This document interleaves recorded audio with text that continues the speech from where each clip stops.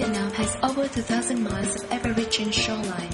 The tropical climate allows the easy to be warm and rich year-round. Perhaps it comes then not as a surprise that the country's tourism sector has developed an extensive reliance on maritime-based activities. The very air of the ocean is fresh and relaxing, combined with the warm water, and for the close proximity to major cities.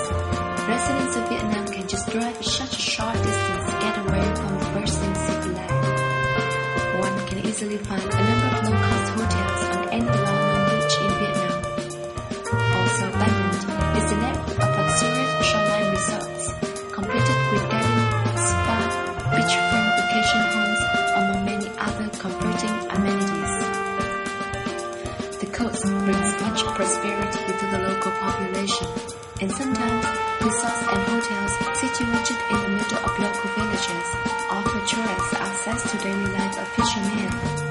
Venturing a bit off the beaten path, one can most likely end up vacationing in the fishing village itself. At these places, boats with their catch often come back in the morning and sell the produce to waiting retailers. Tourists can choose to watch or join or divide up the spoil.